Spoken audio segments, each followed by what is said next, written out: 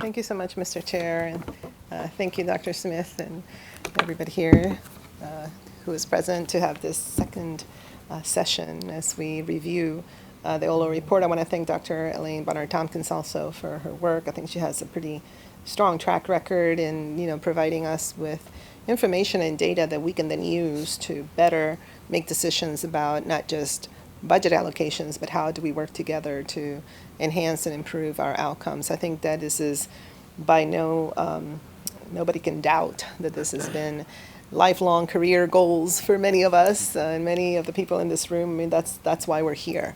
That is our job. So I appreciate members of the Board of Education also being here as well to have this conversation. I think that, as I wrapped up my year in the presidency, there was no doubt that we were able to come together to improve and to launch some really important pieces of legislations and initiatives. And so you mentioned the early childhood education initiative that is so critical because we understand that the data is very clear and what happens when many students show up in your doorsteps at kindergarten. And so we are very much aware that there's a lot of work we have to do in that 0 to 5 space.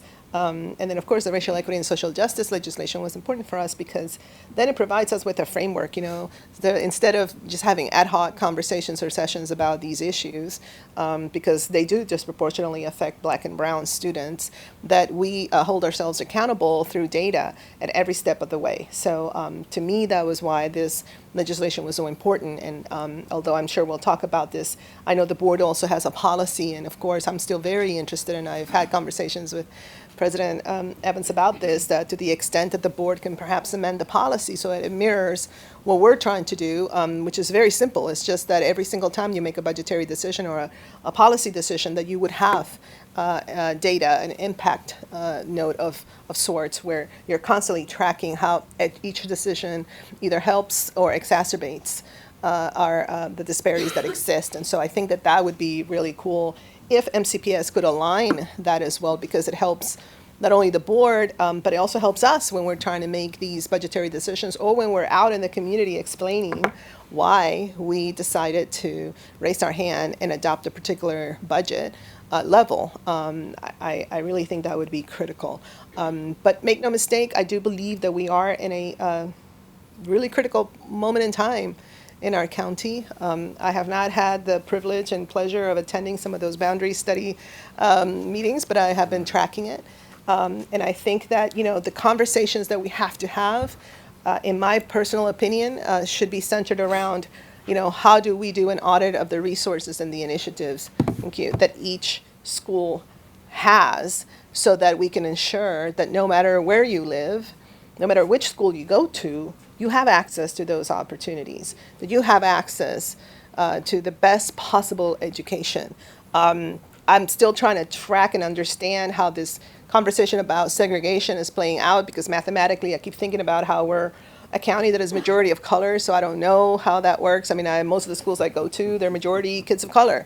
And so as far as I'm concerned, we've got to start talking about what it is that we're investing, how we're investing it, how we're providing the supports. To me, that's the conversation I like to have. And no doubt, make sure that we're able to have a mechanism to identify capacity. If there is capacity within a cluster or something like that, that we can do that. But I worry that a lot of the conversation out there has gotten a bit simplified, and also we're not being realistic about who we are in the county. And we have best practices. We have schools where things have been done that have proven that even the school with the highest farm at one point in time, Joey Lelick, which was Broad Acres and was used for that case study, highest farms rate, and took it on and really saw some amazing results. So we know we can do that.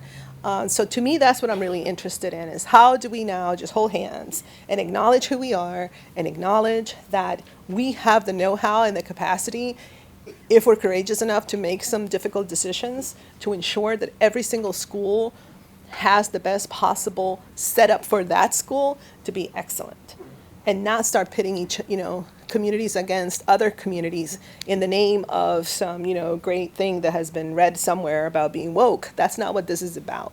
And so I appreciate everybody being here. I know that Councilmember Rice has been holding, the fort over there in Annapolis, and we're really looking forward to see what happens with Kerwin.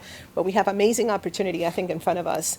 Nonetheless, I do worry that we are continuing to operate under the same framework that we have operated forever, and that doesn't work anymore. So thank you so much for everything that you do day in and day out to get us to that better place. Thank you.